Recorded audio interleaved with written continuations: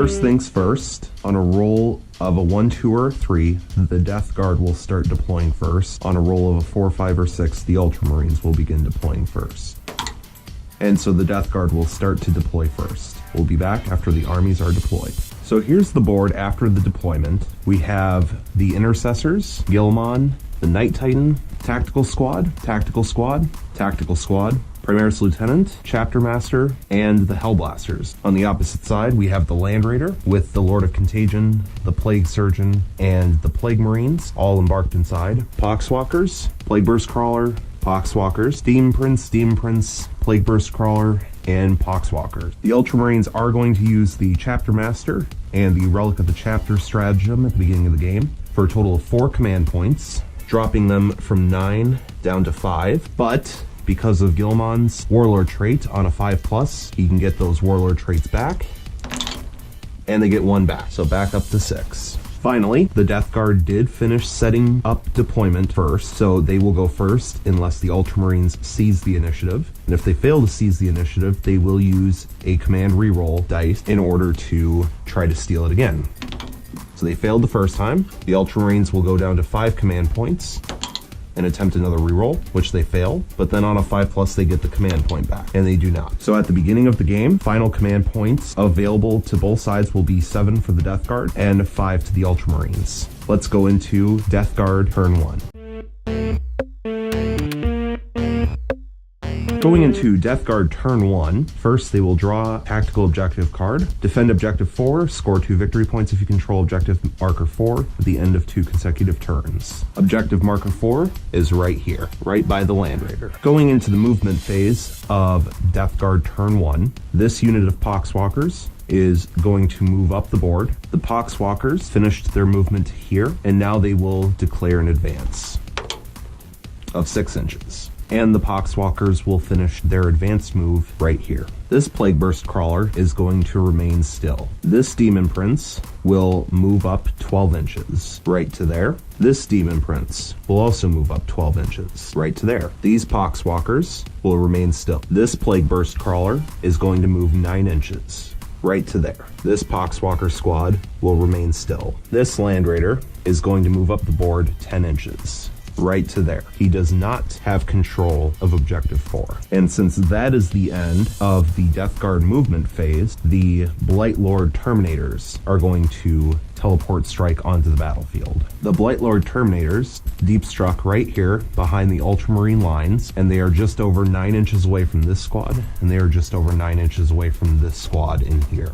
Moving into the Psychic phase for Death Guard turn 1, this Demon Prince is going to cast Smite onto the closest enemy unit, which is these Tactical Marine, needing a 5, failing. However, we will use a command reroll, go down to 6 command points out of 7, and reroll the 1, getting a 6, so passing. D3 mortal wounds, getting 3. So the 3 regular Marines die. The other Demon Prince, the one slightly farther away, will also cast Smite into the Tacticals, as they are slightly closer than the Knight Titan is, on a 5, making it D3 mortal wounds, and the squad is dead. So first blood goes to the Death Guard at the end of their Psychic phase. Going into the Death Guard shooting phase, we will start with this Plague Burst Crawler, who is going to shoot its mortar and its 2 cannons into the Knight Titan. Starting with the 2 cannons, hitting on 4s, as they're 1 shot each, 1 hit. Strength 8 versus Toughness 8 needs a 4 to wound, and it does not wound. Next, firing the mortar. It's a heavy D6 weapon, getting 3 shots, 4s to hit, getting 2 hits, 4s to wound, Strength 8 versus Toughness 8, getting 1 wound. It's -2 AP, so the Knight Titan will either have a 5-up armor, or it's 5-up invuln against shooting. Either way it fails, and it does D3 damage. It does 2 damage. That drops the Knight Titan from 24 to 22 wounds. Moving over to this side of the table, this Plague Burst Crawler is going to use the stratagem Blasphemous Machines, which for 1 command point allows him to ignore the penalty for moving and firing heavy weapons, which drops the command point total for the Death Guard from 6 down to 5. He will then shoot everything he has into the Hellblasters. Starting with the Rot Hail Volley Gun, 3 shots hitting on 4s, getting 2 hits, Strength 6 versus Toughness 4, wounding on 3s, getting no wounds. Next, we will fire the 2 entropy cannons on 4s. Both hit. Strength 8 versus toughness 4 is 2 to wound. Both wound. The entropy cannons are -4 AP, so the Hellblasters will not get a save, and they are D6 damage apiece, which we will have to do separately. First one does 1 damage. So this Marine on the edge goes down from 2 wounds to 1. The second roll for damage does 6, but the damage does not carry over, so it only takes off the final wound from the 1 Hellblaster. Finally, we have the Plague Burst Mortar, D6 shots, getting 5, hitting on 4s, getting 1 hit, wounding on a 2, and it wounds, -2 AP, so it's a 5-up armor, which he fails, and it's D3 damage, which does 2, so that will remove a second Hellblaster, which drops the Hellblasters from a total of 10 men down to 8. The Land Raider will now shoot at the Hellblasters, starting with the Combi Bolter. 2 shots hitting on 3s, both hit, wounding on 4s, strength 4 versus toughness 4, getting 1 wound. Hellblasters have a 3-up armor, which he fails. That Hellblaster is now down to 1 wound. Next, the Twin Heavy Bolter will fire 6 shots hitting on 3s, getting 5 hits. Strength 5 versus toughness 4 is a 3 to wound, getting 4 wounds, -1 AP, so a 4-up armor save. And they fail all 4, and they're 1 damage apiece, so we will remove the 1 wounded Marine, remove a fully healthy Marine, and put 1 wound on 1 last Hellblaster. Finally, we have the 2 Twin Last Cannons. 4 shots hitting on 3s, and the Death Guard will use 1 command point, going from 5 down to 4 to re-roll that 1. And they all hit. Strength 9 versus toughness 4 is 2s to wound. And 4 wounds. Twin Last Cannons have a -3 AP, so the Hellblasters will get a 6-up armor save, which they pass 1. But 3 go through, and they do D6 damage apiece. We'll do these 1 at a time. So 2 damage takes off the final wound from the 1 Hellblaster. The second one does 5 damage, so that kills off a second Hellblaster fully. And the third one does 2, so that fully kills off a third Hellblaster. Lastly, in the Death Guard shooting phase, we have the Blightlord Terminators, and they are going to fire everything that they have into these tactical Marines. Starting with the Reaper Autocannon, 4 shots hitting on 3s. Getting 1 hit, strength 7 versus toughness 4 means a 3 to wound. And no wounds. 3 Combi Bolters now, in rapid fire range means 12 shots. Hitting on 3s, getting 7 hits. Strength 4 versus toughness 4 means 4s to wound. Getting 7 wounds. No AP, so the tactical Marines have a 3-up armor save. And they pass 6 of them, losing 1 Marine. That is the end of the Death Guard shooting phase for turn 1. Going into the assault phase, these Blightlord Terminators will declare a charge onto these tactical Marines. We'll start with Overwatch, firing the last cannon first, and missing, needing a 6. 3 bolt guns in rapid fire range, hitting on 6s, getting 1 hit. Strength 4 versus toughness 5 is a 5 to wound. Failing to wound. Now for the Blightlord's charge range through the crater, and that's not enough to make it. So that is the end of the assault phase. Going into the morale phase, we'll start with these tacticals that lost 1 guy. And they pass. These Hellblasters lost 7 men, and their sergeant has a leadership of 8. So they fail, but they have And They Shall Know No Fear, so they get to re-roll that. And so they only lose 1 guy. So at the end of the top of turn 1, the Death Guard secured First Blood, and that is currently the only victory point that they hold. They are also down to 4 command points. They will hold on to defend Objective 4, since they will hold Objective 4 in the next turn. And that is it for Death Guard turn 1. Beginning of Ultramarines turn 1, we're going to draw a tactical objective card, which is Secure Objective 4. Score 1 victory point if you control Objective Marker 4 at the end of your turn. That's this one right here, and that's going to be a little difficult to do. Going into the movement phase, this Primaris Lieutenant is going to move back towards the tacticals to there. The Captain will also move that direction to there. He only has a 5-inch movement, whereas the lieutenant had a 6-inch. The Hellblasters also have a 6-inch movement, and they're going to move towards the Blightlord Terminators, right to there, staying within the bubble that both the captain and the lieutenant have for their special abilities. These tactical marines will stand still. These tactical marines will stand still. The Knight Titan is going to move 12 inches towards the Demon Princes, right to there. These intercessors are going to move up the board 6 inches, right to there. Guilliman is going to move up the board 8 inches, right to there, and keeping his bubble over the intercessors and the Knight Titan. Since the Ultramarines have no psychic powers, we'll go straight into the Ultramarine shooting phase. We will start with these 10 intercessors shooting rapid fire into the Poxwalkers. 20 shots hitting on 3s. Getting 15 hits, but thanks to Guilliman, they get to re-roll their failed hit rolls. And so they all hit. 20 hits, strength 4 versus toughness 3 means 3s to wound. Getting 12 wounds and 8 fails, but the failed wound rolls get to be re-rolled as well. Getting a total of 16 wounds. The Poxwalkers don't have a save, so we go straight to their 5-up disgustingly resilient roll. And they save 4 out of the 16 wounds, which means all 10 are killed. Next, this tactical squad is going to shoot all of its weapons into the Blightlord Terminators. We'll start with the last cannon, hitting on 3, and it hits. Strength 9 versus toughness 5 is a 3 to wound. And it wounds. The Terminators will use their 4-up Cataphractii Invulnerable save, and fail. The Death Guard will go from 4 command points down to 3 in order to re-roll that save. And they pass. Finally, we have 3 bolt guns in rapid fire range shooting the Terminator. On 3s, getting 1 miss, 5 hits. Strength 4 versus toughness 5 means 5s to wound.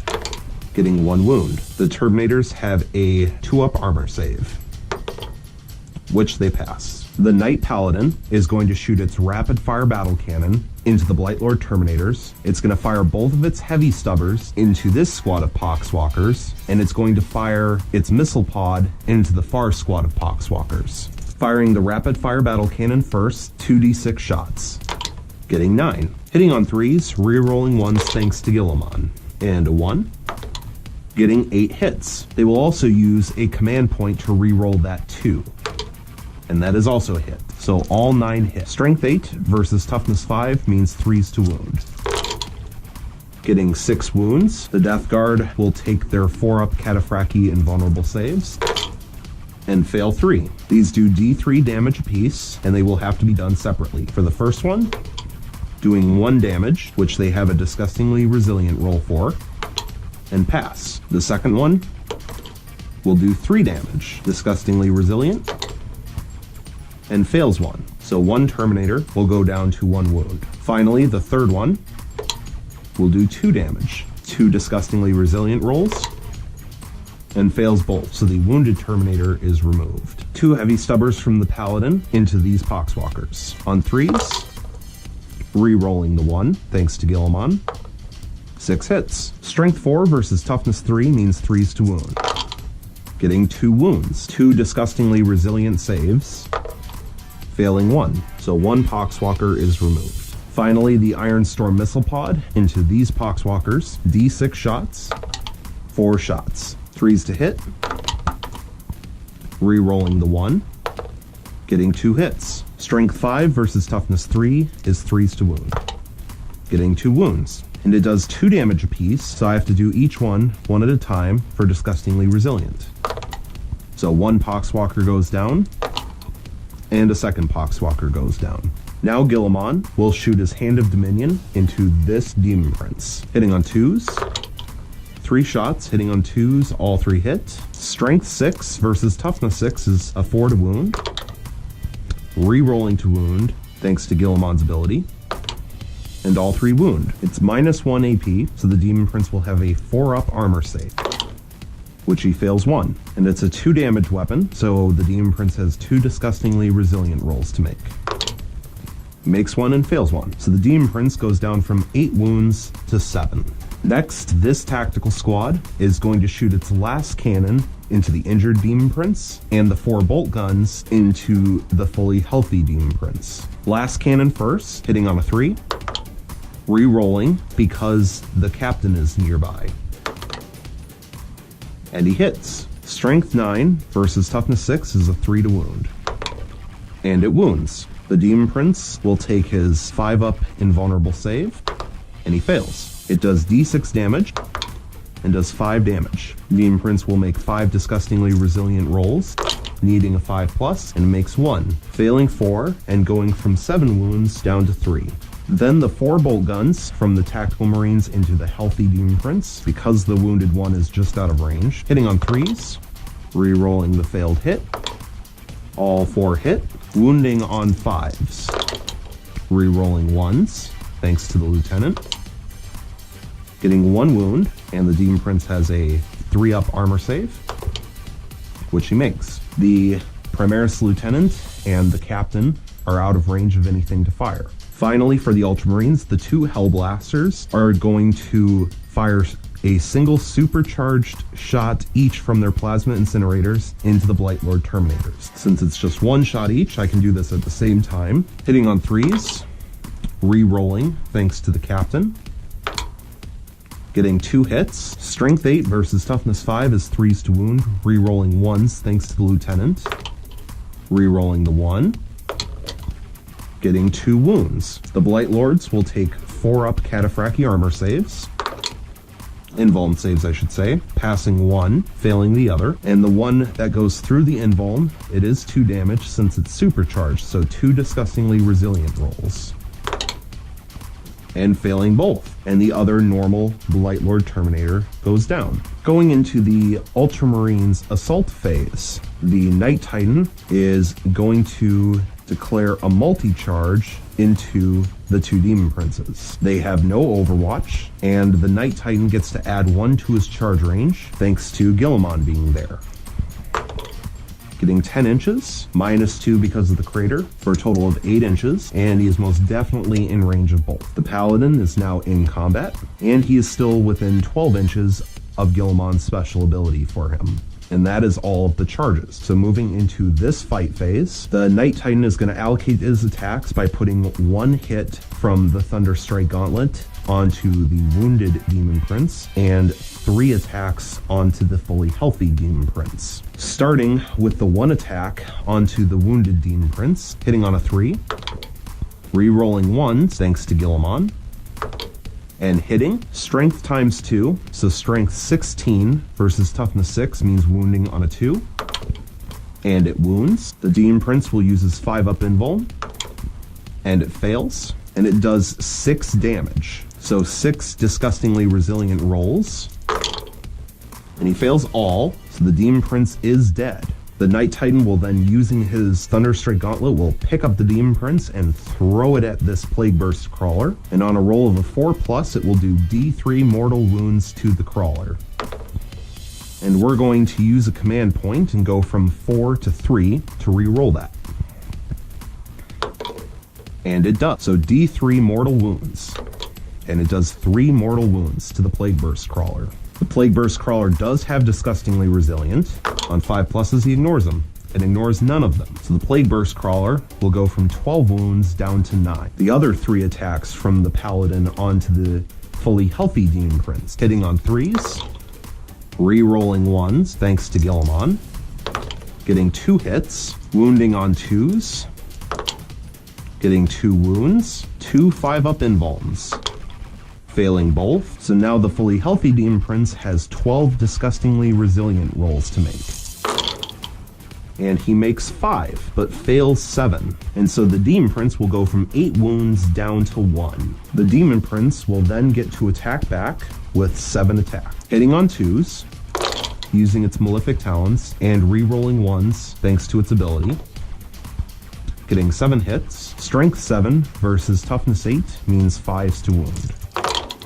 Getting 2 wounds, and so the Knight Titan will get a 5-up armor save, passing 1, and it's 2 damage apiece, so the Knight Titan will go from 22 down to 20 wounds, and they will stay locked in combat. Finally, in the morale phase, the Poxwalkers have an ability so that they don't have to take morale tests, and the Blightlord champion has a leadership of 9, so there is no way for him to fail with only having lost 2 guys. At most, they would roll an 8, which easily passes. And if we take a look at the objectives, the Ultramarines did not secure objective 4. Most likely they will not be able to secure that. So at this point, they will discard that objective and hope to draw something better.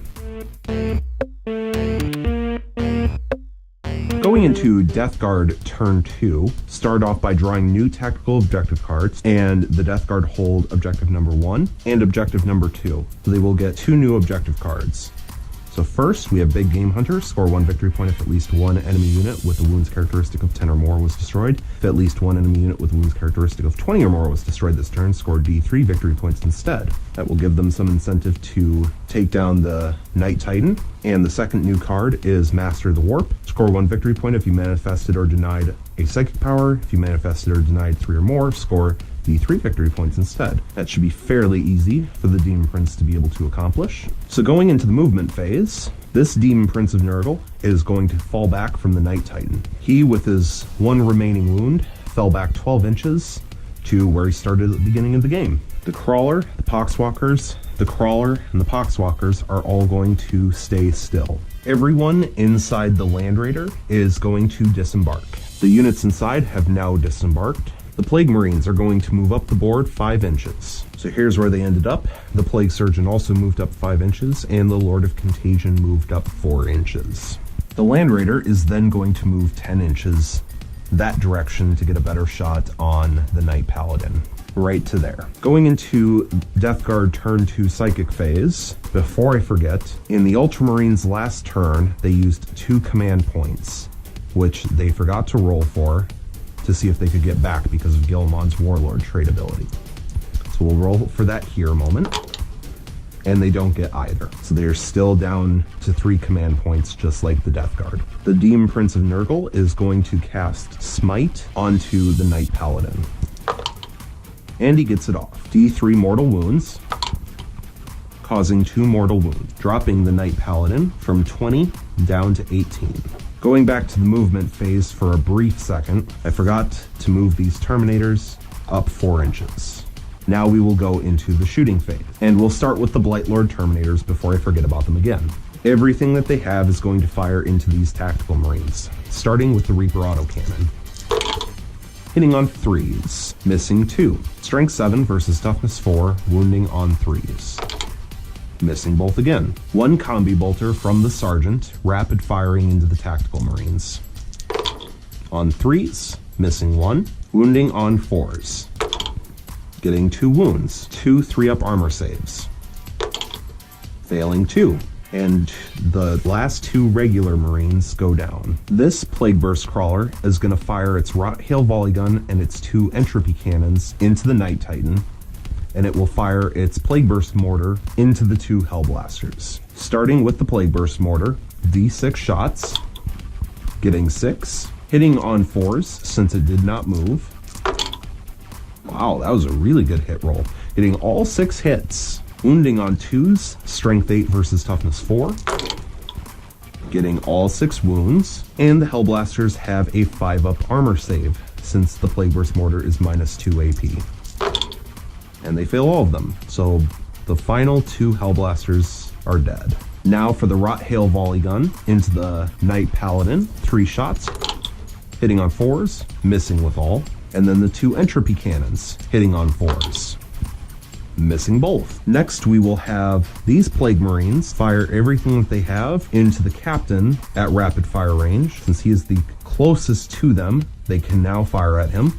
And because they're Death Guard, their rapid fire is extended to 18 inches, which is in range. The 3 Plasma Guns are going to fire rapid fire, but standard shots, so no risk of slaying the user. Hitting on 3s, getting 4 hits. Strength 7 versus Toughness 5 on the Captain means 3s to wound. Getting 2 wounds. The Captain is going to use his 4-up invulnerable save from his Iron Halo. Failing both. So the Captain in Gravis armor goes from 6 wounds down to 4. Now the 4 bolt guns will fire in rapid fire. 8 shots.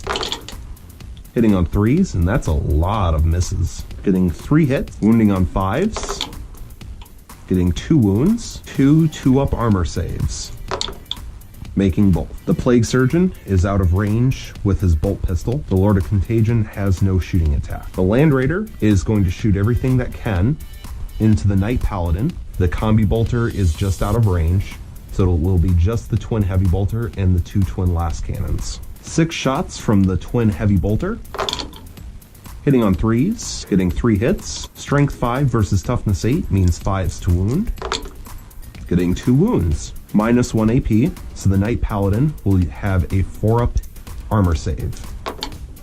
And he passes both. 2 Twin Last Cannons, hitting on 3s, missing with 1, and we're going to use a command point to re-roll that miss, which takes us from 3 command points down to 2.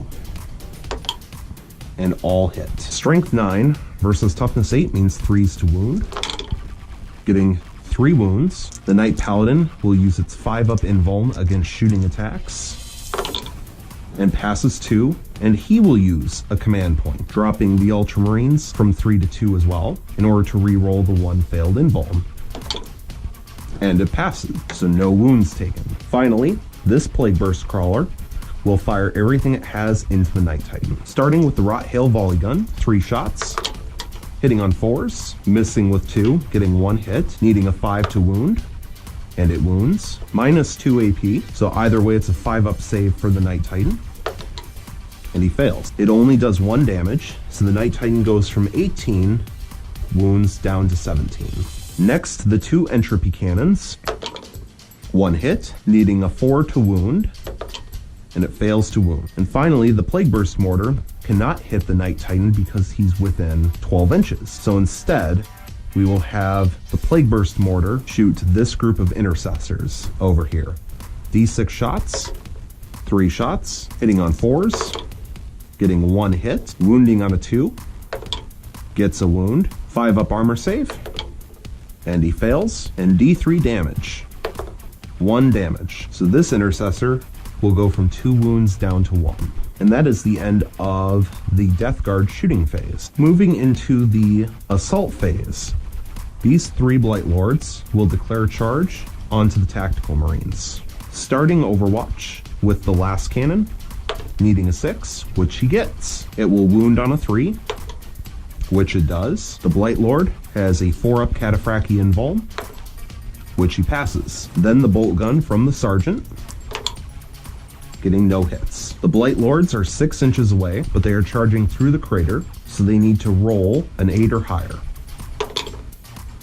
Getting a 4, that's a failed charge. There are no other charges to declare, so the only thing left is the morale phase, and this group of Tactical Marines needs to take a morale check for the 2 regular Space Marines that died this turn. And they pass. They actually did not need to take that test, because it would have been impossible to fail with the Sergeant. If we take a look at the tactical objective cards, we did pass Master the Warp, so the Death Guard get 1 point for that, which brings their total up to 2 victory points. They did not accomplish Big Game Hunter, but we will hold on to that, and we are now 1 turn into defending Objective 4. So we will also hold on to that. So at the end of Death Guard turn 2, the score is currently 2-0 in terms of victory points for the Death Guard's favor, and both sides have 2 command points left. At the beginning of Ultramarines turn 2, the Ultramarines are holding 2 objective markers, Objective Marker 3 and Objective Marker 5. So the Ultramarines will draw 2 new tactical objective cards. First is Secure Objective 2. Score 1 victory point if you control Objective Marker 2 at the end of your turn, which is this one over here, currently being held by a squad of Poxwalkers. And the second tactical objective card is Area Denial. Score 1 victory point if there are no enemy models within 6 inches of the center of the battlefield at the end of your turn. If there are no enemy models within 12 inches of the center of the battlefield at the end of your turn, score D3 victory points instead. The middle of the battlefield is this spot right here. Currently, there are no Death Guard units within 6 inches. However, this Plague Burst Crawler is within 12. So if somehow that Plague Burst Crawler could be killed off, then it would be D3 victory points. At the beginning of the movement phase, these Tactical Marines are going to move up the board 6 inches towards tactical objective marker number 6, but the last cannon will stay still so that he doesn't suffer a penalty when rolling to hit. And this is where the tacticals ended up, making a nice Congo line from the last cannon to the objective marker.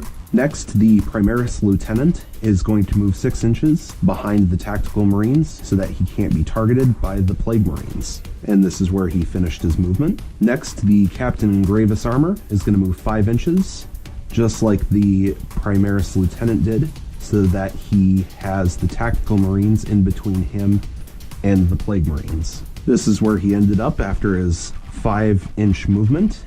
He wasn't quite able to make it, so he will declare an advance in order to finish getting those couple extra inches to get behind the tacticals. Here's the advance roll, getting 3 inches. After advancing 3 inches, here's where the captain ended up.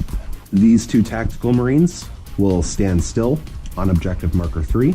The Knight Paladin is going to move up to 12 inches to be closer to the Poxwalkers. And this is where the Knight Paladin ended up.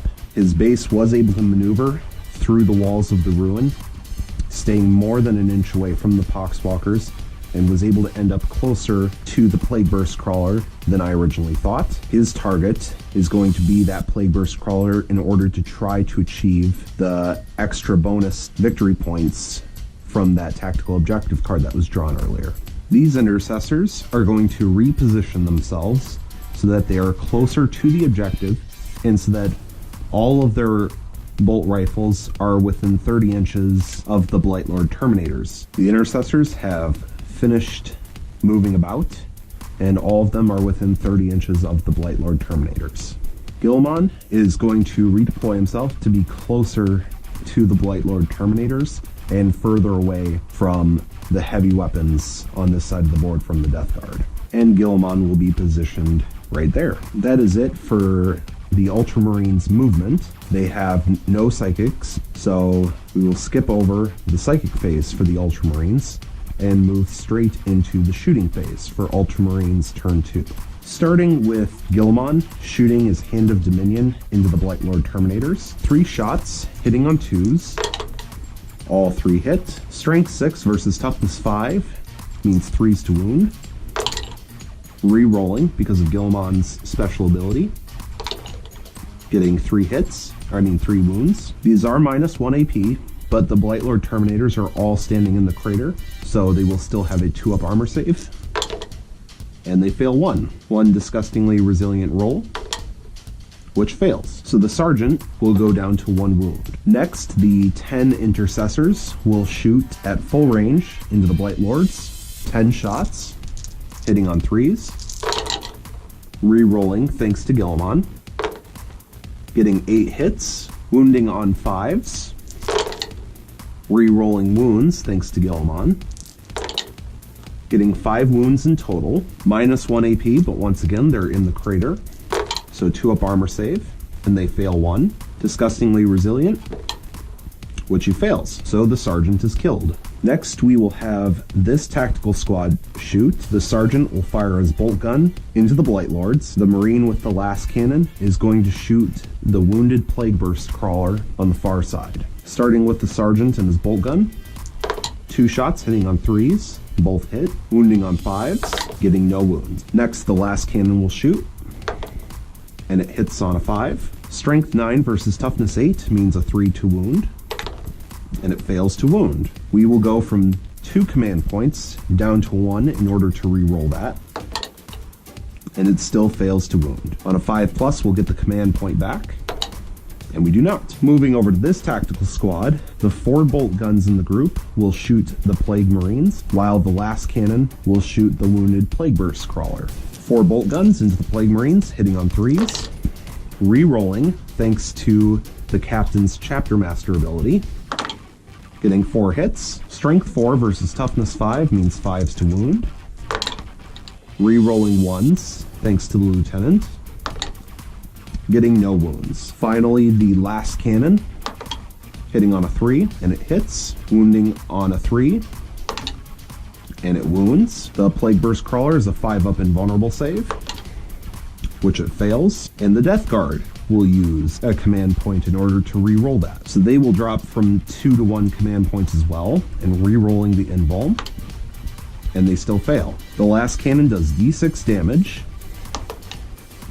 and it does 1. So 1 disgustingly resilient roll, which he fails. So the Plague Burst Crawler will drop from 9 down to 8 wounds. The Knight Paladin is going to shoot its rapid fire battle cannon into the wounded Plague Burst Crawler. It will fire both of its heavy stubbers into the Poxwalkers in front of it, and it will fire its Iron Storm missile pod into the Plague Marines over there. Starting with the 2 heavy stubbers firing into the Poxwalkers, it's 5 shots, hitting on 3s, getting 4 hits. Strength 4 versus Toughness 3 means 3s to wound, getting 4 wounds, and the Poxwalkers have 5-up disgustingly resilient saves, which they make 3, and 1 will go down. Next, the Iron Storm missile pod will shoot the Plague Marines. It's d6 shots, getting 3 shots, hitting on 3s, 3 hits, wounding on 4s, Strength 5 versus Toughness 5. And getting 2 wounds. It's minus 1 AP, so the Plague Marines will have a 4-up armor save. Failing 1. However, the one that goes through, they are 2 damage apiece, so the Plague Marine will have to take 2 disgustingly resilient rolls. Because the Plague Surgeon is nearby, he will get to re-roll 1s. And fails both. So 1 regular Plague Marine goes down. Finally, the rapid fire battle cannon from the Knight Paladin into the wounded Plague Burst Crawler. 2d6 shots, getting 7 shots, hitting on 3s, getting 5 hits. Strength 8 versus Toughness 8 means 4s to wound, getting 2 wounds. It is minus 2 AP, so the 3-up armor save goes up to a 5-up, and fails both. The Plague Burst Crawler is not 50% obscured from the vision of the Night Titan, which is why he does not get the +1 from cover. So both failed, and they do d3 damage apiece, doing a total of 5 damage, but the Plague Burst Crawler has a disgustingly resilient roll, and saves 2 of them, losing 3 wounds, going from 8 down to 5. That is it for the Ultramarine shooting phase. So moving into the assault phase, the Knight Paladin will declare a charge, a multi-charge against the Poxwalkers as the primary target, and the Plague Burst Crawler as the secondary target. The reason for this is he is guaranteed to make it into combat against the Poxwalkers, but he does need 3 inches in order to be an inch away from the Plague Burst Crawler. So Overwatch from the Plague Burst Crawler. He cannot fire his mortar since the Knight Paladin is less than 12 inches away, but he can fire the Rot Hail Volley Gun and the 2 entropy cannons. So starting with the Rot Hail Volley Gun, getting 2 hits, wounding on 5s, getting no wounds. The 2 entropy cannons, getting no hits. Charge range for the Knight Paladin is going to be 6 inches, which will be more than enough. And here's where the Knight Paladin finished his charge. He is within an inch of that Poxwalker, and he is within an inch of this Plague Burst Crawler. Going into the fight phase portion of the assault phase, the Knight Paladin is going to split its attacks between the Poxwalkers and the Plague Burst Crawler. It will have 3 attacks using the Thunderstrike Gauntlet, target the Plague Burst Crawler, and it will have 1 attack using the Titanic Feet, target the Poxwalkers. Titanic Feet, of course, gives 3 attacks in place of 1. So first we will do the Titanic Feet against the Poxwalkers, hitting on 3s, getting 2 hits, wounding on 2s, getting 2 wounds. The Poxwalkers don't have a save, and they do d3 damage apiece, so we'll have to do these separately. So the first one will do 3, so 3 disgustingly resilient rolls, which he fails all of, so 1 Poxwalker is removed for that. Then the second one will also do 3 damage, so 3 more disgustingly resilient rolls, and that's cocked. And all of those failed, so a second Poxwalker is removed. Now for the 3 Thunderstrike Gauntlet attacks against the Plague Burst Crawler. and all failed to hit. However, we will use our last command point and re-roll one of them. So the Ultramarines are now down to 0 command points. They will re-roll the one attack, needing a 4 because it subtracts 1 from the hit roll, and still failing to hit. So first, the Plague Burst Crawler will hit back 3 attacks, hitting on 6s, getting 1 hit. Strength 7 versus Toughness 8, so a 5 to wound, and it wounds. No AP, so the Knight Titan has a 3-up armor save, which it fails, and the Knight Titan goes down to 16 wounds. Then the Poxwalkers will pile in. After piling in, only 3 of them are in range to attack, but they do have 2 attacks each. Hitting on 5s, re-rolling 1s thanks to the Demon Prince being nearby. No 1s, of course, but getting 3 hits. Strength 3 versus Toughness 8 means 6s to wound, and getting 1 wound. The Knight Paladin has a 3-up armor save, which it passes. And that is it for that fight phase, so the Poxwalkers will consolidate in a little bit further. Going into the morale phase, the only unit that would need to take a morale test is the Blightlord Terminators, but there is no way for them to fail since they only lost 1 model. So that is the end of Ultramarines Turn 2. Taking a quick look at the tactical objective cards, they do not secure Objective 2, but they could in the future, so we won't throw that away. And they do have Area of Denial for 6 inches, so they get 1 victory point, bringing the total for victory points at the end of Turn 2, 1 for the Ultramarines and 2 for the Death Guard.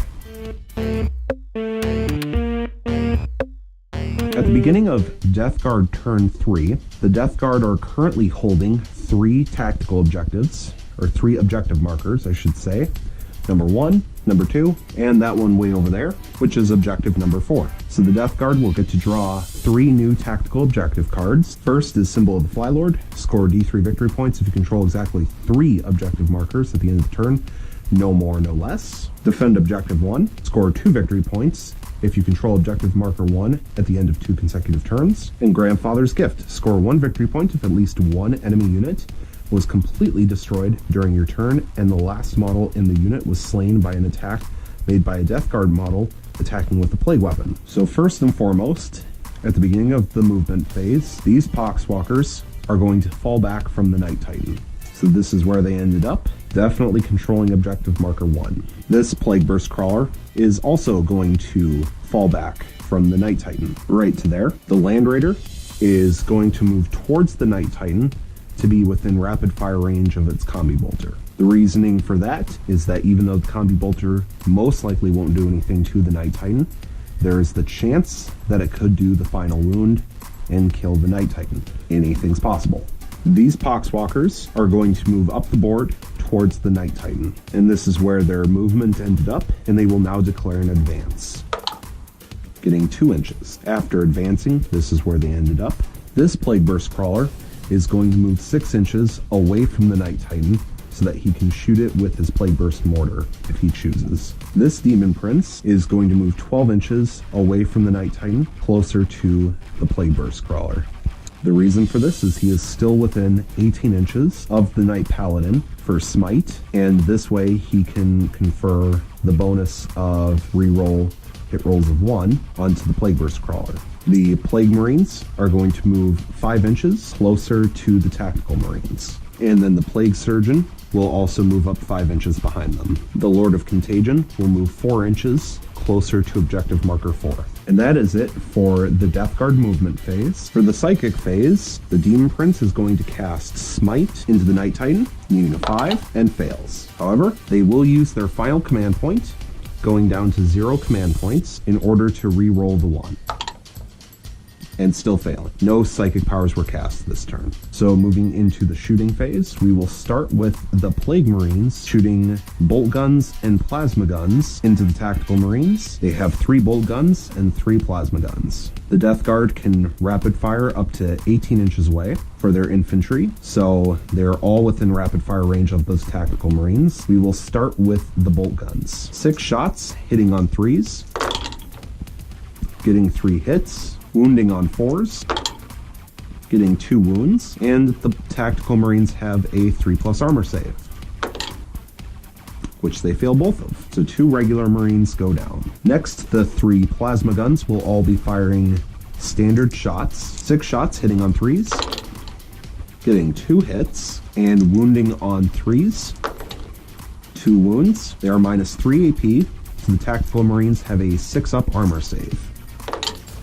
And 1 makes it. So the final regular Marine will go down. Moving on to the Blightlord Terminators. The 1 is going to fire his Reaper autocannon into the Tactical Marines. 4 shots hitting on 3s, getting 3 hits. Strength 7 versus Toughness 4 is 3s to wound, getting 1 wound. Minus 1 AP, so the Marines have a 4+ armor save.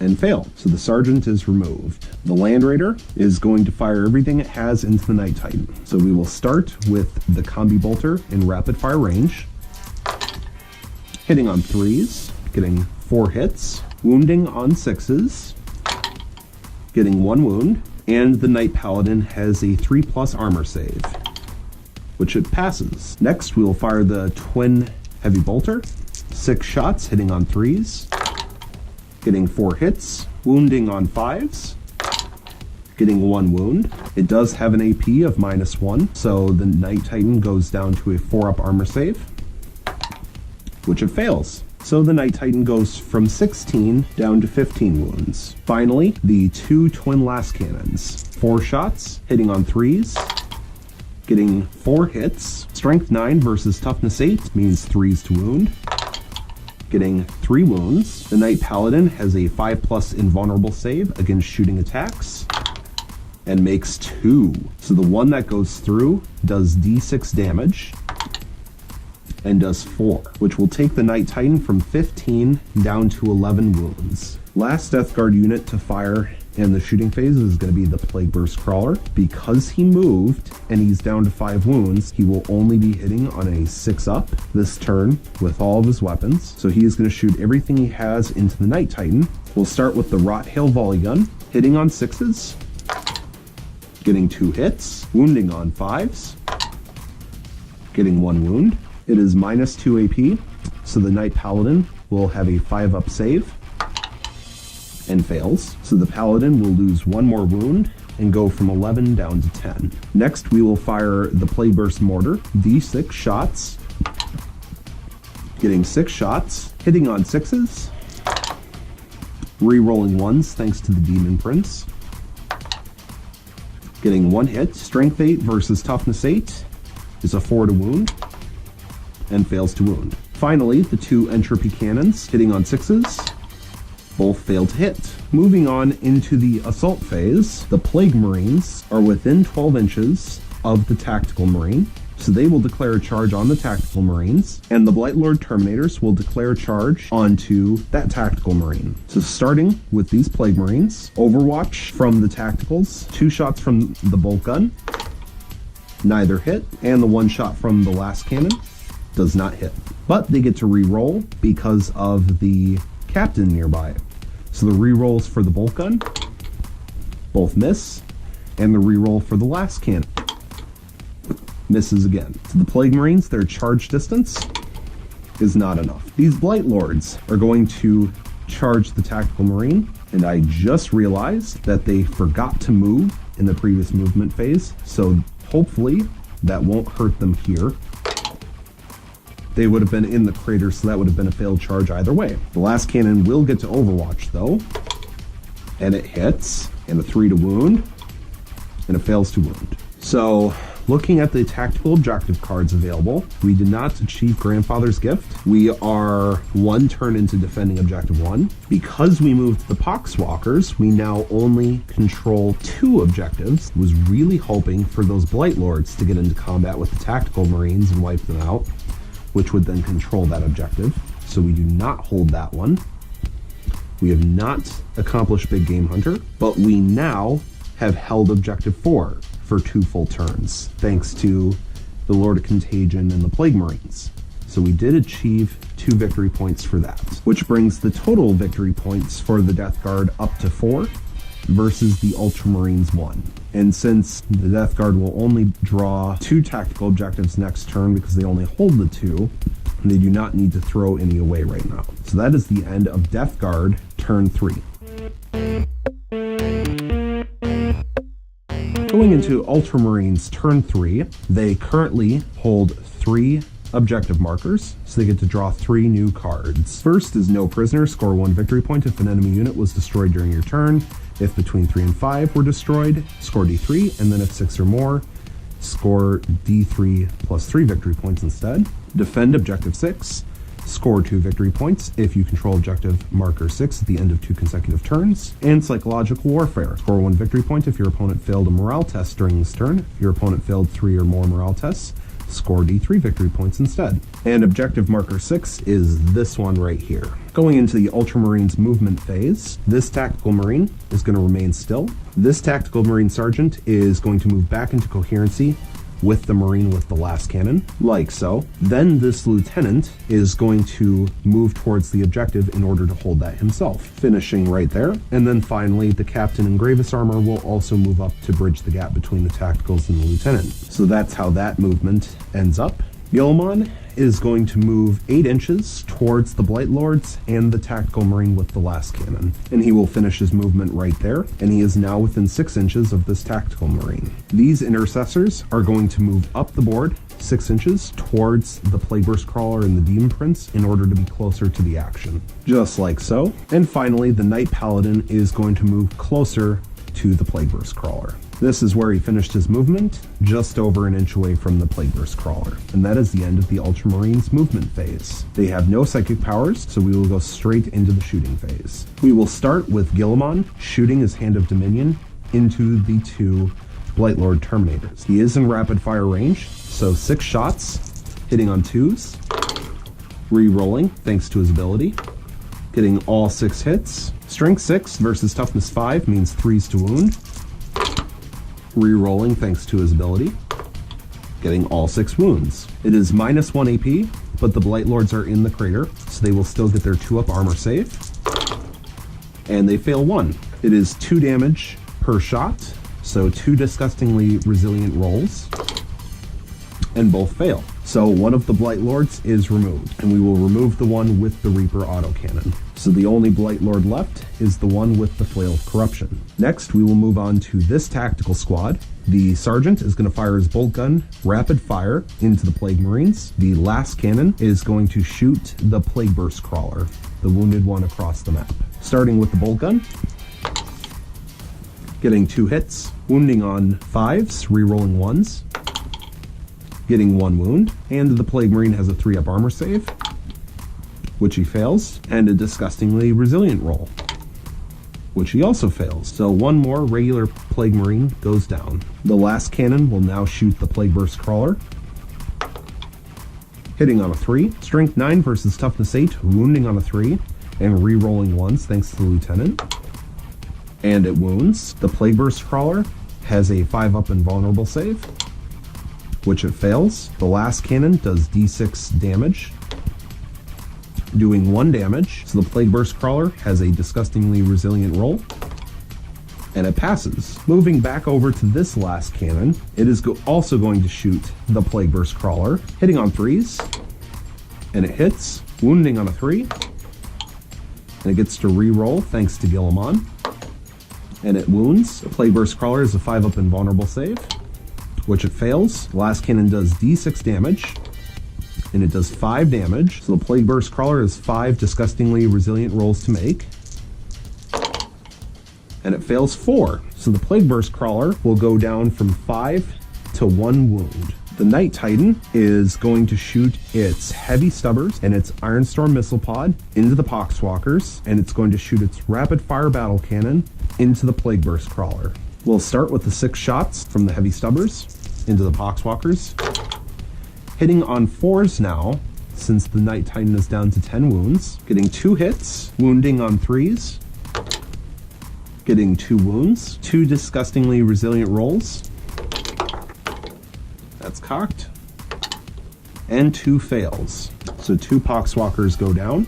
Now for the Ironstorm Missile Pod, D6 shots, getting 6 shots, hitting on 4s, getting 3 hits, wounding on 3s, getting 1 wound, and it's 2 damage apiece, so the Poxwalker will have to make 2 disgusting resilient rolls, and it makes both. So no further Poxwalkers go down. Now for the rapid fire battle cannon onto the Plague Burst Crawler. 2d6 shots, getting 7, hitting on 4s, getting 3 hits. Strength 8 versus Toughness 8 is 4s to wound, getting 3 wounds, minus 2 AP.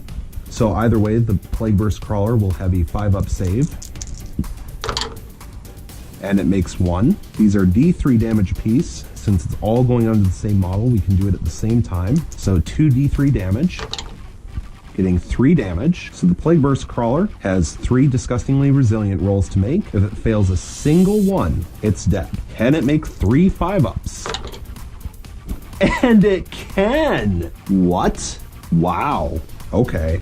So the Plague Burst Crawler, after all of that, is still alive. I was really hoping, from the Ultramarines standpoint, that the Paladin would have finished off the Plague Burst Crawler so that then the Intercessors could shoot into the Demon Prince, since he would then be the closest model, so he would be eligible to be shot at by them. But that Plague Burst Crawler really doesn't want to die. So we are going to have the Intercessors, which are all in rapid fire range of the Plague Burst Crawler.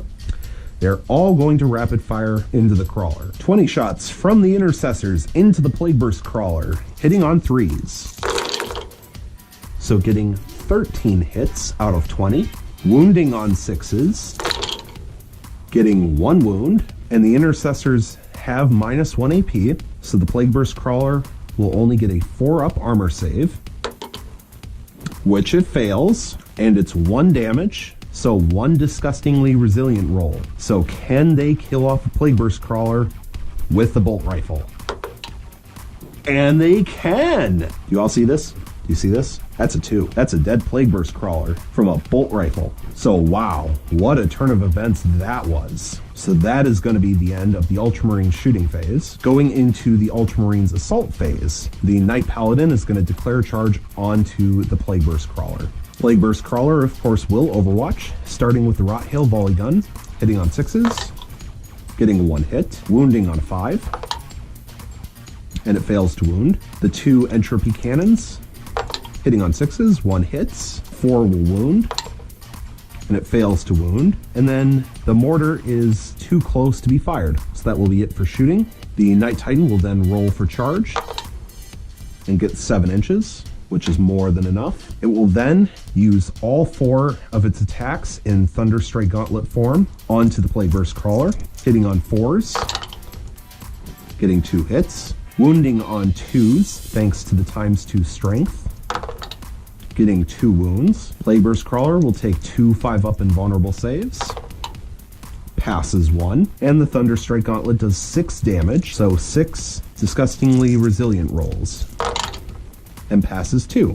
So the Plague Burst Crawler goes from 12 down to 8 wounds. The Plague Burst Crawler will then hit back, 3 attacks hitting on 6s, getting no hits. Gilmon is going to declare charge into the Blightlord Terminator with the Flail of Corruption. There is no overwatch as he has no shooting. Gilmon is 9.5 inches away, which means he would need to roll an 11 because of the craters in order to be within an inch of the Terminator. And he does not. So that is officially the end of the Ultramarines assault phase. If we take a quick look at the tactical objective cards, we do not hold objective 2. We did destroy 1 unit during our turn for 1 victory point. However, it should have been like 4, but 1 unit was destroyed. We now have held objective 6 for 1 turn, and the opponent did not fail a morale test. This Blightlord has a leadership of 7, and actually has a leadership of 8. So it would be impossible for him to fail a test after only losing 1 guy. So there are no morale tests. And the Plague Marines would not have to worry about failing a morale test from the 1 guy that was lost, since they only lost the 1.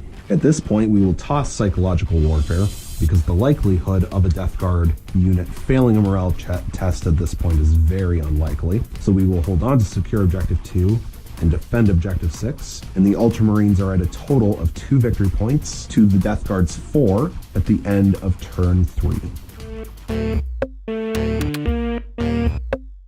Going Going into Death Guard turn 4, they currently hold 2 objectives, so they need to draw 2 new tactical objective cards. Behind enemy lines, score 1 victory point if you have at least 1 unit completely within the enemy deployment zone at the end of the turn. If you have at least 3 units in your opponent's deployment zone at the end of the turn, score D3 victory points instead. And finally, Blood and Guts, score 1 victory point if an enemy unit was destroyed during the fight phase of this turn. If 3 or more enemy units were destroyed during the fight phase of this turn, score D3 victory points instead. And that puts them up to 6, so if they don't score any, and they don't throw any away, they will not be able to draw new ones in the beginning of turn 5. So at the beginning of the Death Guard movement phase, before I do anything else, I'm going to remember to move this Blightlord Terminator 4 inches closer to the Tactical Marine. These Plague Marines are going to move closer to the Tactical Marines, over here. And here's where they ended up. The Plague Surgeon is also going to move up behind them. The Lord of Contagion will sit still. The Plague Burst Crawler is going to fall back from the Knight Paladin, ending up here. The Land Raider is going to move back a little bit to put a little bit of distance between him and the Paladin, over to here so that he is just under 12 inches away for his Combi Bolter's rapid fire. These Poxwalkers are going to move closer to the Knight Paladin. And here's where they ended up, just over 1 inch away. These Poxwalkers are also going to move towards the Paladin, finishing their movement here. And finally, the Demon Prince of Nurgle with wings is going to move 12 inches towards the Intercessors. And here's where he ended up. And that is the end of the Death Guard movement phase. Going into the Death Guard psychic phase, we are going to cast Curse of the Leper from the Demon Prince into the Intercessors. Curse of the Leper has a warp charge value of 7. If manifested, roll 7 dice. The closest visible enemy unit within 14 inches of the Psyker suffers a mortal wound for each roll that exceeds its toughness characteristic. So on a 7, we get it off. And we do. So rolling 7 dice, we are looking for 5s and 6s. And we get 3. So that ends the wounded Intercessor and takes off another. And that is the end of their psychic phase. Moving into the Death Guard shooting phase, the Land Raider is going to fire everything it can into the Paladin. Starting with the Combi Bolter, 4 shots in rapid fire range, hitting on 3s. Getting 3 hits, wounding on 6s, getting no wounds. The Twin Heavy Bolter will fire next, 6 shots hitting on 3s, getting 4 hits, wounding on 5s, getting 2 wounds. It's minus 1 AP, so the Knight Titan will have a 4-up armor save. And it passes both. Finally, the 2 Twin Last Cannons, 4 shots hitting on 3s, getting all 4 hits, wounding on 3s, getting 1 wound, 5-up invuln from the Knight Titan, which it passes. Moving over to this side, the Plague Marines are going to shoot into the tacticals. They have 3 plasma guns and 2 bolt guns. Firing the 3 plasma guns first. 6 shots hitting on 3s. These are standard shots. All hit. Wounding on 3s. Getting 3 wounds. Minus 3 AP, so the Marines have a 6-up armor save.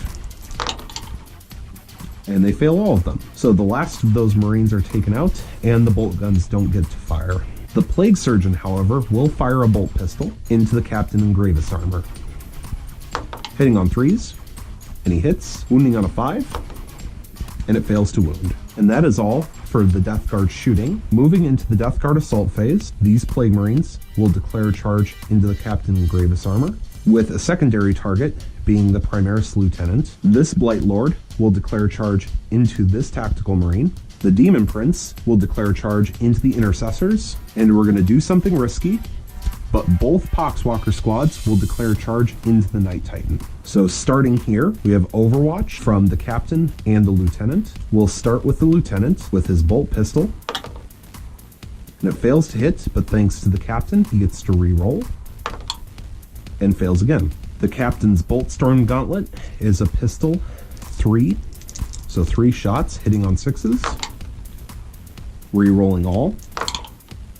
Getting 1 hit. Strength 4 versus Toughness 5 is a 5 to wound. And it fails to wound. Their charge range is 11 inches, which is more than enough to make it in. The Plague Surgeon will also declare a charge against the Captain because he can make it in on an 11 or a 12. And he makes it in. That changes things, certainly. The Terminator will charge the Tactical Marine. He will fire Overwatch with his last cannon, failing to hit, but re-rolling thanks to Guilliman. And he fails again. Charge range for the Terminator, and he definitely makes it in. The Intercessors will Overwatch rapid fire into the Demon Prince with 16 shots, hitting on 6s, getting 1 hit, wounding on a 5, and it fails to wound. Charge range for the Demon Prince, 4 inches, which is more than enough. Now for the 2 Poxwalker squads charging the Night Titan, we will start with the small group. Charging 6 shots from the Heavy Stubbers, getting 1 hit, wounding on a 3, and it wounds, disgustingly resilient, and he makes it. D6 shots from the Iron Storm Missile Pod, getting 1 shot, hitting on a 6, fails to hit. 2 D6 shots from the Rapid Fire Battle Cannon, getting 3 shots, hitting on 6s, getting 1 hit, wounding on a 2, and failing to wound. Now for the charge range, 11 inches is more than enough. And now the Night Titan cannot shoot Overwatch at the larger squad of Poxwalkers, so their charge range is going to be 5 inches, which will be more than enough. At the beginning of the Death Guard fight phase, we will start with this Blight Lord Terminator against the Tactical Marine. Using his Flail of Corruption, he gets D3 hit rolls per attack, and he has 2 attacks base, so 2d3 hit rolls. So he gets 4. He needs a 3 to hit, getting 3 hits. Strength 6 versus Toughness 4 is 3s to wound, getting 2 wounds. They are -2 AP, so 5 up armor, and he passes both. Before we forget, I'll just have the Tactical Marine hit back. 1 attack, hitting on a 3, and he misses. Over here, we're going to start with the Plague Surgeon attacking the Captain. He has 3 attacks with his Bale Sword, hitting on 3s. All 3 hit, wounding on 5s, re-rolling 1s since it's a plague weapon, getting 2 wounds. The Captain is going to pop his Force Field this turn, so he has a 3-up invulnerable save, and passes both. The Plague Champion is going to attack with his Power Fist onto the Lieutenant. 2 attacks, hitting on 4s, getting 2 hits, wounding on 2s, getting 2 wounds. The Primaris Lieutenant will have a 6-up armor save, passing 1, and it does D3 damage. So it does 3 damage. So the Lieutenant goes from 5 wounds down to 2. So then the Plague Marines will attack. This one will attack with his Plague Knife onto the Captain. These 3 will attack using Plague Knives on the Lieutenant. This one can attack the Lieutenant because he is within an inch of this guy who is in combat with the Lieutenant. So the 3 attacks onto the Lieutenant, 3 hits, wounding on 4s, re-rolling 1s because of a plague weapon, re-rolling the 1, getting 2 wounds, 2 3-up armor saves, and fails 1, down to 1 wound. Then the 1 attack onto the Captain, getting a hit, wounding on a 5, getting a wound. He has a 2-up armor save, which he fails, and down to 3 wounds. Slightly out of order, but we will then have the Captain and the Lieutenant strike back, starting with the Lieutenant, who will attack the Plague Marines using the Burning Blade. He has 4 attacks, hitting on 2s. All hit. Strength 6 versus Toughness 5 is 3s to wound, re-rolling 1s. Getting 3 wounds. They are -5 AP, so no save, but only 1 damage apiece, so 3 5-up disgustingly resilient rolls. Re-rolling 1s, of course, because of the Plague Surgeon, but that's 1 failed, so 1 regular Plague Marine will go down. The Captain is going to use his Bolt Storm Gauntlet in melee form against the Plague Surgeon. 5 attacks, hitting on 3s, re-rolling, getting 4 hits, wounding on 3s, re-rolling 1s, getting 1 wound. Because of the relic that the Plague Surgeon has, he has a 2-up armor save, but the Bolt Storm Gauntlet is -3 AP, so he has a 5-up save, which he passes. And because it passed, his relic bounces the attack back onto the Captain, and on a roll of a 4+, the Captain will take a mortal wound. And he does. down to 2. The Demon Prince will attack the Intercessors next, and he's going to try to make some magic happen. He has 7 attacks with his 2 sets of Malefic Talons, hitting on 2s, re-rolling 1s, getting 7 hits, wounding on 3s, getting 5 wounds. They are minus 2 AP, so the Intercessors will only have a 5-up armor save, but they are 2 damage apiece, so each failed armor save will result in a dead Marine. And that is 4 dead Intercessors. So before moving on to the Paladin, we will have these Marines pile in and fight. 9 attacks coming back from the Intercessors onto the Demon Prince, hitting on 3s, getting 6 hits, wounding on 5s, getting 1 wound, and the Demon Prince has a 3-up armor save, which he fails, but he has a disgustingly resilient roll, which he passes. Finally, moving over to the most interesting fight in the world, between a Knight Paladin and 2 squads of Poxwalkers. The Poxwalkers, since they charged, will get to attack first. We have 8 attacks from the small squad and 16 attacks from the larger squad. Since it's all the same weapon skill and strength and all of that, I'm going to do it all together. 24 attacks total, hitting on 5s. Getting 10 hits, needing 6s to wound. Getting 1 wound. The Knight Titan has a 3-up armor save, and it fails. The Knight Titan will go down from 10 to 9 wounds because of the Poxwalkers.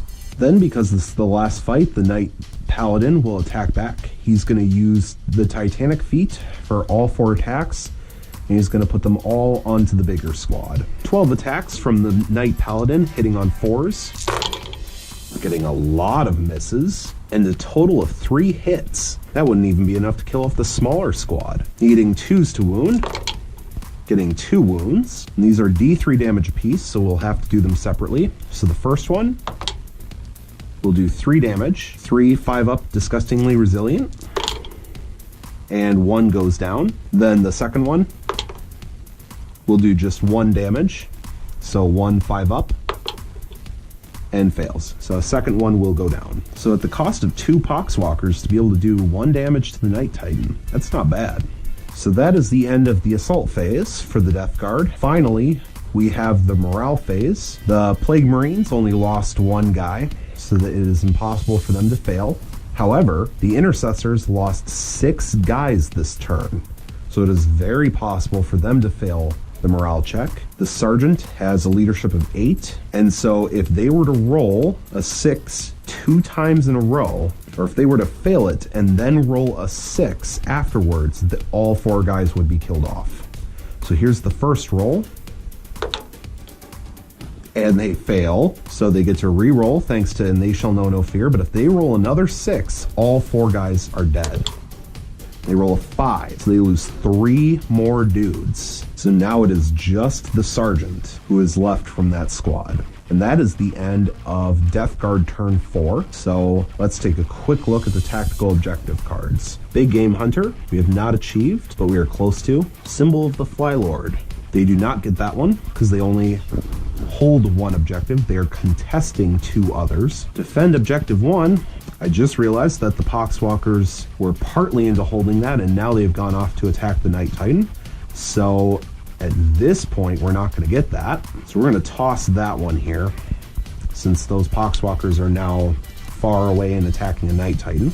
Grandfather's Gift. No enemy units were completely destroyed during your turn. We do have behind enemy lines, thanks to the Blight Lord Terminator sitting back there in the Ultramarine deployment zone. Those Plague Marines are not, and the Plague Surgeon is pretty close, but they definitely don't have 3 full units in the Ultramarine deployment zone.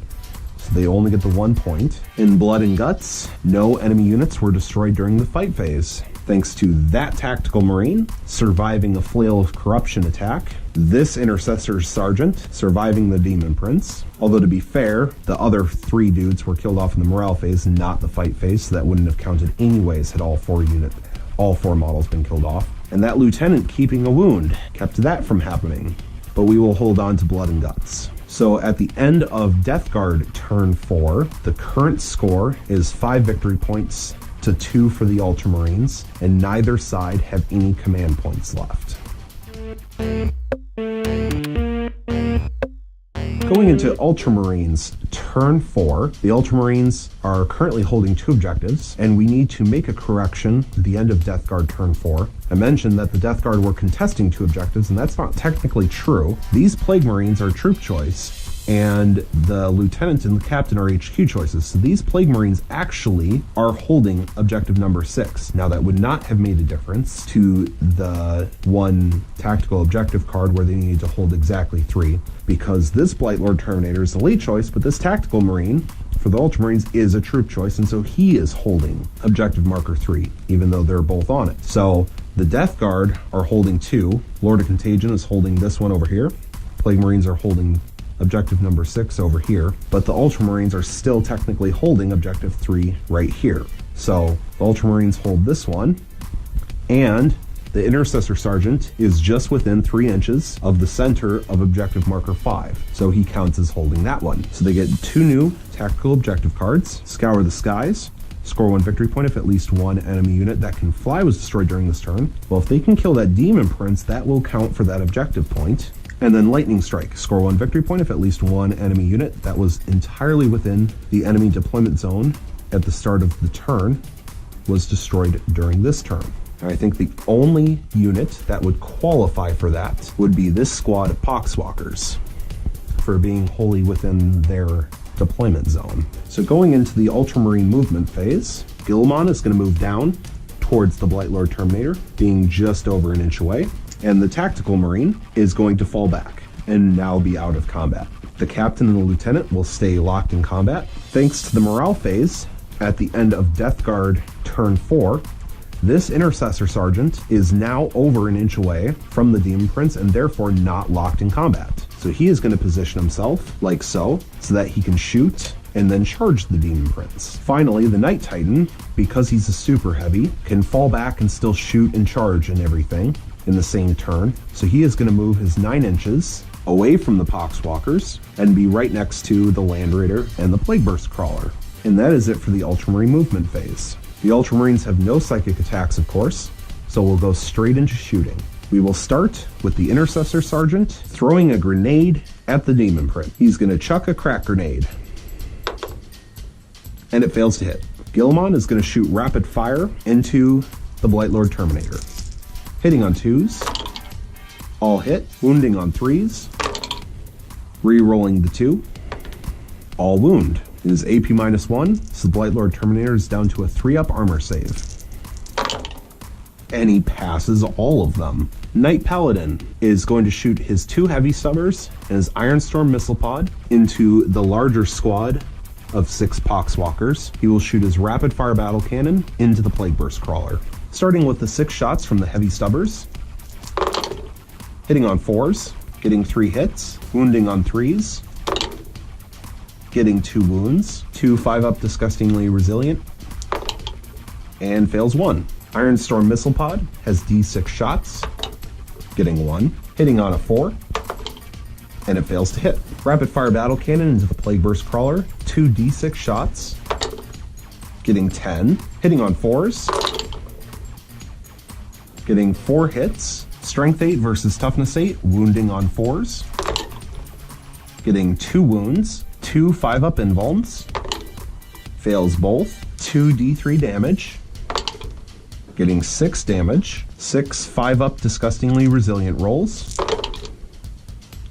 and passes 3. So the Plague Burst Crawler goes from 8 wounds down to 5. So that's it for the Ultramarine shooting phase. Moving into the Ultramarine assault phase, the Knight Paladin is going to declare multi-charge against the Plague Burst Crawler and the Land Raider, with the Plague Burst Crawler being the primary target. Guilliman will declare charge into the Blightlord Terminator, and the Intercessor Sergeant will declare a charge into the Demon Prince. Starting over with the Knight Paladin and Overwatch, Plague Burst Crawler cannot fire its mortar because it's too close, but it will shoot its Rot Hail Volley Gun and the 2 Entropy Cannons. So starting with the Rot Hail Volley Gun, on 6s, getting 1 hit, wounding on a 5, and fails to wound. The 2 Entropy Cannons, hitting on 6s, failing to hit. The Land Raider will now shoot everything it has, starting with the Combi Bolter, 4 shots, hitting on 6s, getting 1 hit, wounding on a 6, failing to wound, twin heavy bolter,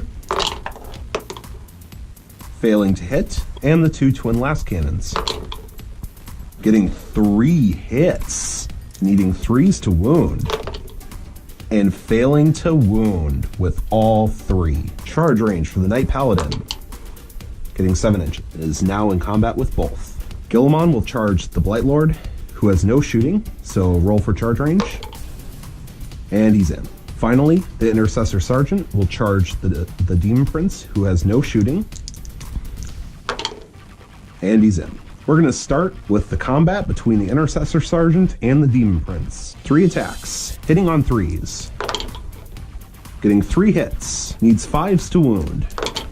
Getting 1 wound. Demon Prince has a 3-up save, which he fails. Disgustingly resilient roll. Does an Intercessor Sergeant single-handedly take the last wound off of a Demon Prince? And he does! The Intercessor Sergeant slays the Demon Prince in close combat. The Intercessor Sergeant will not consolidate because he is still within 3 inches of the center of that objective. Next, we will have Guilliman attack the Blightlord Terminator. He is going to use the Emperor's Sword, hitting on 2s, re-rolling, getting all 6 hits. Strength 8 versus Toughness 5, so 3s to wound.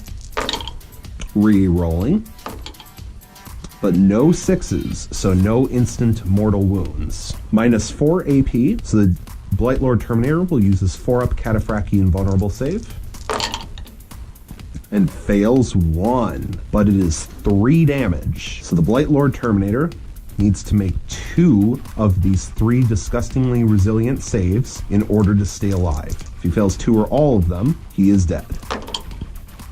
And he is dead. 2 damage exactly. Goes through. And Guilliman will consolidate 3 inches towards the nearest enemy unit, because he can. Moving over to the Paladin versus the Land Raider and Plagueburst Crawler, I am going to have 2 Thunderstrike Gauntlet attacks on each of the vehicles. So we'll start with the 2 against the Plagueburst Crawler, hitting on 4s, failing to hit. I have never seen a model have such a difficult time hitting large vehicles with such a large power fist. Anyways, now the 2 attacks against the Land Raider. 1 hit, strength 16 versus toughness 8 means a 2 to wound. And a wound, minus 4 AP, so the Land Raider goes from a 2-up save to a 6-up save, which it fails. 6 damage. And the Land Raider does not have a disgustingly resilient roll that it can take, so it goes from 16 wounds down to 10. Then, because it could matter when it comes to the order of things, we will do all of the units that did not charge, starting with 1 unit from the Ultramarines, then 1 from the Death Guard, then 1 from the Ultramarines, and so on and so forth until all units have gone. The only 2 Ultramarines units that did not charge this turn are the Lieutenant and the Captain. So I will start with the Lieutenant attacking the Plague Marines. 4 attacks, hitting on 2s from the Lieutenant. Re-rolling thanks to the Captain. Getting 4 hits, wounding on 3s, re-rolling 1s. Re-rolling those 2 1s. Getting 3 wounds. Minus 5 AP, so no armor save, but only 1 damage apiece, so a 5-up disgustingly resilient roll. Failing 2, so the 1 regular guy will go down, and 1 plasma gun will go down. Then the Plague Surgeon is going to attack. 3 attacks with his Bale Sword against the Captain, hitting on 3s, getting 3 hits, wounding on 5s, getting no wounds. Next, the Captain will attack the Plague Surgeon. The Captain is going to use his Boltstorm Gauntlet in melee form. 5 attacks, hitting on 3s. Re-rolling. Getting 5 hits. Wounding on 3s, re-rolling 1s. All wound. Minus 3 AP, so the Plague Surgeon has to make 5-up armor saves. And these actually should be done 1 at a time, because if he dies, then there's no point in rolling for more, which could potentially come back and kill the Captain in Gravis armor. So the first one, 5-up save, and he fails, and it's D3 damage. So it does 1 damage, and he has a disgustingly resilient roll, re-rolling 1s, and he passes. The second one, 5-up armor, fails, D3 damage, does 2 5-ups, re-rolling the 1, and passes. So he takes 1 wound and goes down to 3. Third one, 5-up armor, fails, D3 damage, does 2, again, 2 5-ups, passes 1, fails 1, goes down to 2 wounds. Fourth attack, 5-up armor, fails, D3 damage, 1 damage, disgustingly resilient, passes. Fifth and final one, 5-up armor, fails, D3 damage, 3, disgustingly resilient, reroll the 1, and he's dead. And none of the attacks came back to hit the Chapter Master, also known as the Captain in Gravis armor. The Plague Marines will then attack next for the Death Guard, and the Sergeant will the Plague Marine Champion will pile in.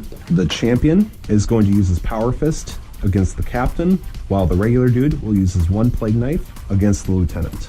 So starting with the Champion, hitting on 4s, getting 1 hit, wounding on a 3, getting a wound. The Captain will have to use his 4-up Iron Halo save, which he fails, and the Power Fist from the Plague Champion does D3 damage. So on a 3+, the Captain dies. And he dies. Then the 1 Plague Marine with the Plague Knife against the Lieutenant, hitting on a 3, getting a hit, wounding on a 4, rerolling 1s, and it wounds. The Lieutenant has a 3-up armor save. And he fails and dies, and the Plague Marines will not consolidate. Plague Burst Crawler will hit back against the Night Titan, 3 attacks hitting on 6s, 1 hit, wounding on a 5, and fails to wound. Land Raider has 6 attacks against the Night Titan, hitting on 6s, getting 1 hit, wounding on a 4, and it wounds, 3-up armor save, and it passes. And that is the end of the assault phase for Ultramarines turn 4. There is 1 morale test for the Plague Marines, and I'm pretty sure the Plague Marines lost 3 men that turn, and so because of that, the Champion's leadership is only 8, so they failed by 1, so the 1 regular plasma gun will die, and just the Sergeant will be left. But he is still within 3 inches of the center of objective marker number 6, for all intents and purposes. Taking a quick look at the tactical objective cards, we have not secured objective 2. We now have no chance to defend objective marker 6 for 2 consecutive turns, so we will toss that. We did destroy an enemy unit that can fly for 1 victory point, and we did not complete Lightning Strike, but we will hold on to that. So at the end of Ultramarines turn 4, victory points are 3 for the Ultramarines and 5 for the Death Guard. Moving into Death Guard turn 5, they hold 2 objective markers from the Plague Champion and the Lord of Contagion, so you will get to draw 2 new tactical objective cards. First is Defend Objective 3. Score 2 victory points if you control Objective Marker 3 at the end of 2 consecutive turns. Objective Marker 3 is this one that Gilliman is standing next to. And the second card is Psychological Warfare. Score 1 victory point if your opponent failed a morale test during this turn. If your opponent failed 3 or more, score D3 victory points. And that is impossible to achieve since all 4 units left on the board for the Ultramarines are single model units. So the first unit on the Death Guard side that will move is going to be these Poxwalkers, and they're going to move towards Objective Marker 1, and they are also going to advance at the same time. They get a 5-inch advance, and they have a 4-inch movement, so that gives them a total of 9-inch movement. And they are now holding Objective Marker number 1. This squad of 5 Poxwalkers is going to move towards the Knight Paladin, and here's where they ended up.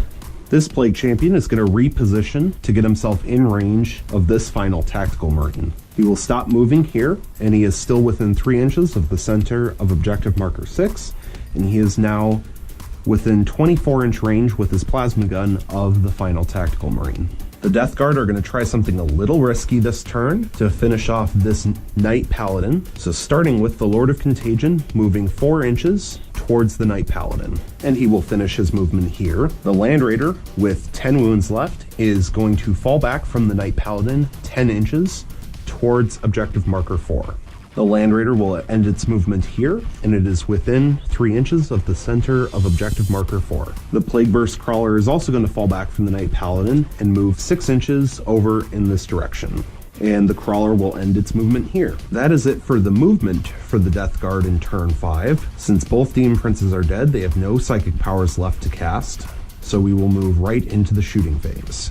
The only Death Guard model that can fire this turn is the Plague Champion. He is going to fire his plasma gun in a standard shot over onto the Tactical Marine, needing a 3 to hit, and it fails to hit. Moving into the Death Guard assault phase, we have 2 charges to declare. The Poxwalkers will declare a charge on the Knight Paladin, and the Lord of Contagion will declare a charge onto the Knight Paladin. We will start with the Poxwalkers to soak up the Overwatch. Starting with the 2 heavy stubbers from the Knight Paladin into the Poxwalkers. 6 shots, hitting on 6s, getting 1 hit, wounding on a 3, and it wounds. No save, so a 5-up Disgustingly Resilient, which it fails, and 1 Poxwalker goes down. Next, the Iron Storm Missile Pod will fire. Gets D6 shots for a total of 4 shots, hitting on 6s, getting no hits. 2d6 shots from the Rapid Fire Battle Cannon, getting a total of 7 shots, hitting on 6s, getting no hits. And the charge roll for the Poxwalkers is going to be 9 inches, and more than enough. Here's where the Poxwalkers ended up after finishing their charge. The Lord of Contagion will now charge into the Knight Paladin, who does not get to Overwatch since he's already engaged in combat. Here's the charge range, getting 9, which is more than enough. And this is where the Lord of Contagion ended up. Moving into the fight phase of Death Guard turn 5, the Poxwalkers will strike first against the Knight Paladin, 2 attacks apiece for 8 attacks total, hitting on 5s, with 1 cocked, getting 3 hits, wounding on 6s, getting no wounds. The Lord of Contagion will now strike against the Knight Paladin. He is 4 attacks base with his Man Reaper, hitting on 2s, and 6s generate an extra attack. Getting 3 hits, but 1 of them generates an extra attack, which will hit on a 2, and does. 4 hits total. Strength 7 versus Toughness 8 means 5s to wound. Re-rolling 1s because it's a plague weapon. Getting 1 wound. It is minus 3 AP, so the Knight Titan has a 6-up armor save, which it fails. It does D3 damage and does 2 damage, which drops the Knight Titan from 9 to 7 wounds. The Knight Paladin is going to focus all 4 of its Thunderstrike Gauntlet hits onto the Lord of Contagion, needing 5s to hit, getting 1 hit. It needs a 2 to wound, and it does wound. The Lord of Contagion then has a 4-up Cataphractii Invulnerable save, which he passes. There are no morale tests to take, as the Poxwalkers have the Mindless ability, so they do not have to take morale tests. And so that is the end of Death Guard turn 5. Taking a look at the tactical objective cards, the Death Guard are still working on Big Game Hunter, so we'll keep that. They now do hold 3 objective markers in total. The Poxwalkers, the Plague Champion, and the Land Raider now on the other side of the map. So they will get D3 victory points for that one. And they get 1, which brings their total up to 6. We did not accomplish Grandfather's Gift. We did not accomplish Blood and Guts. We did not defend Objective 3. And we did not get Psychological Warfare. At this point, we will throw away Psychological Warfare since it will be impossible for the Ultramarines to fail any morale tests at this point. The score for victory points is 6 for the Death Guard and 3 for the Ultramarines. And so that is officially the end of Death Guard turn 5. Going into Ultramarines turn 5, potentially the last turn of the game, the Ultramarines are holding 2 objective markers. Objective marker 3 with Gilmon and the Tactical Marine, and the Intercessor Sergeant is holding objective marker number 5. So they will draw 2 new cards. Mission Critical Objective. When this tactical objective is granted, roll d6. Score 1 victory point if you control the corresponding objective marker. If the corresponding objective marker was controlled by your opponent at the start of the turn, and you control at the end of your turn, score D3 victory points instead. So we'll roll for that here, and it is going to be objective marker number 4. which is this one right here, currently being held by the Land Raider. The second tactical objective card drawn is No Mercy, No Respite. Score 1 victory point if at least one enemy unit was destroyed and or failed morale test this turn. If 3 or more units were destroyed and or failed morale tests, score D3 victory points instead. For the movement phase, this tactical marine with the last cannon is going to sit still. Guilliman is going to move 8 inches closer to the Plague Champion, and he will end up right here, still within 12 of the tactical marine in order to give him reroll 1s to hit. The Knight Paladin is going to fall back out of combat in order to move closer to the Land Raider. So the Knight Paladin will end up here, just over an inch away from the Land Raider and just over an inch away from the Lord of Contagion. Finally, in an attempt to secure Line Breaker, the Intercessor Sergeant is going to move 6 inches towards the Death Guard deployment zone. He will end up right here, and he will also roll to advance, getting a 5, which puts him right here, and he is just outside of the Death Guard deployment zone. Moving right along into the shooting phase, since there's no psychic tests to make for the Ultramarines, Guilliman is going to shoot rapid fire his Handed Dominion into the Plague Champion. 6 shots hitting on 2s. All hit. Strength 6 versus Toughness 5 means 3s to wound. Re-rolling thanks to his ability. Getting 4 wounds. -1 AP, so the Plague Champion has a 4-up armor save. Failing 3, and these are 2 damage apiece, so he needs to pass 6 5-up disgustingly resilient rolls in order to stay alive. And he passed 2, but he goes down. Next, the tactical marine with the last cannon is going to shoot through the windows of this building into the Land Raider. Because he can only see the Land Raider through these windows here, we will give the Land Raider +1 to its armor save for being mostly obscured. Last cannon hits on a 3, re-rolling the 1 thanks to Guilliman being within 12 inches. And it hits. Strength 9 versus Toughness 8 means a 3 to wound. And it wounds. It is -3 AP, so the Land Raider's 2-up armor save goes up to a 5+ armor save, but because of the cover from being obstructed, it will have a 4+ armor save. And it would have passed anyways. Finally, the Knight Paladin is going to shoot its Heavy Stubbers and its Iron Storm missile pod into the group of Poxwalkers that are sitting on objective marker number 1, and he will shoot his rapid fire battle cannon into this Plague Burst Crawler. Starting with the rapid fire battle cannon into the Plague Burst Crawler, 2d6 shots. Getting 4, hitting on 4s, getting 1 hit. Strength 8 versus Toughness 8 means a 4 to wound, and it wounds. The Plague Burst Crawler has a 5-up invulnerable save, which it passes. Next, the 2 Heavy Stubbers from the Paladin onto the far squad of Poxwalkers, hitting on 4s, getting 3 hits, wounding on 3s, getting 3 wounds. No save, but 3 5-up disgustingly resilient rolls, and they fail 2. So 2 Poxwalkers go down. Finally, the Iron Storm missile pod into the Poxwalkers, d6 shots, getting 4 shots, hitting on 4s, getting 3 hits, wounding on 3s, getting 2 wounds, and these are 2 damage apiece, so they will have to be done separately. So the first one, 2 5-up disgustingly resilient rolls, and so 1 Poxwalker goes down, and the second one also goes down. So the squad of Poxwalkers that was sitting on objective marker 1 is now fully destroyed. Finally, moving into the Ultramarines assault phase, the Knight Paladin is going to declare multi-charge against the Lord of Contagion and the Land Raider. The Lord of Contagion has no shooting weapons, so he will not overwatch, but the Land Raider will overwatch with everything. We're going to start with the 2 twin last cannons this time. 4 shots hitting on 6s, getting 1 hit, wounding on a 3, and it wounds. And the Paladin has a 5-up invulnerable save against shooting attacks,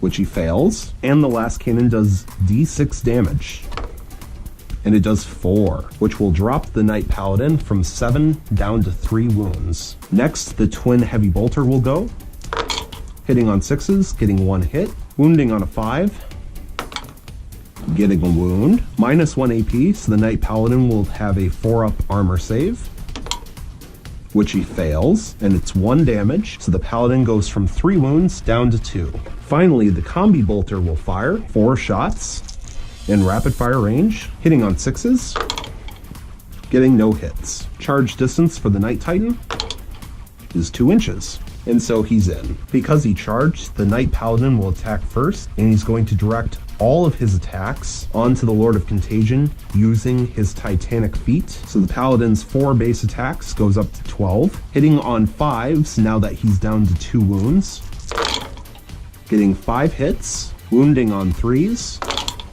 getting 3 wounds. The Lord of Contagion will take his 4-up Cataphractii Invulnerable save and passes 2, and this will do D3 wounds. And it does 2. So the Lord of Contagion, thanks to his Warlord trait, will have a 4-up Disgustingly Resilient roll and passes 1. So the Lord of Contagion will go from 6 wounds down to 5. The Lord of Contagion will then strike back, 4 attacks hitting on 2s, getting 4 hits, wounding on 5s, re-rolling 1s, getting 2 1s, getting 1 wound. The Paladin will take a 6-up armor save, which it fails, and this will do D3 damage. So on a 3+, the Knight Titan will go down.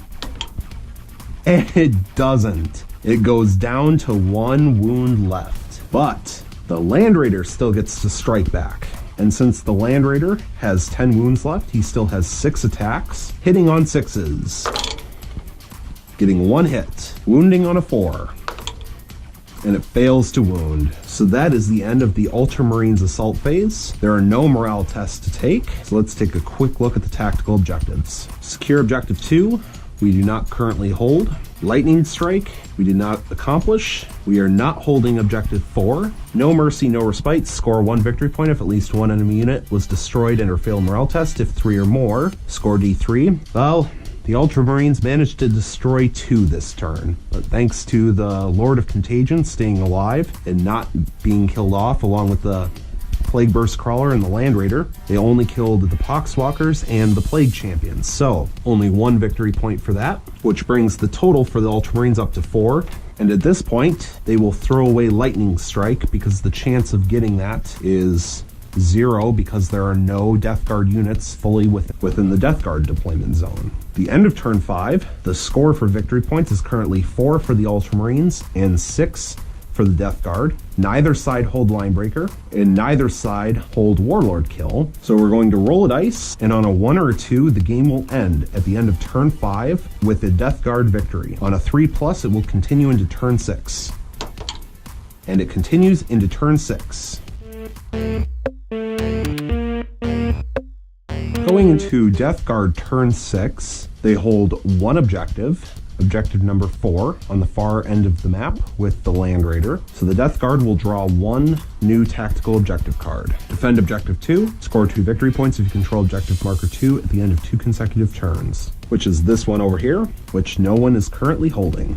The other thing we need to do at the beginning of Death Guard turn 6 is the Lord of Contagion has a special ability called Nurgle's Gift, which states that if there are any enemy models within an inch of any affected units, affected friendly units, which is the Lord of Contagion and any Death Guard units, friendly Death Guard units within 7 inches. If there is an enemy unit within an inch of an affected unit, at the beginning of the turn, of the Death Guard turn, we roll a dice, and on a 4+, the unit that is within an inch of an affected unit takes a mortal wound. So on a roll of a 4+, that Knight Paladin could just die. And it doesn't. So at the beginning of the Death Guard movement phase, the Land Raider is going to fall back from the Knight Titan. And the Land Raider will fall back to here for 2 reasons. 1, he is still within an inch of Objective 4.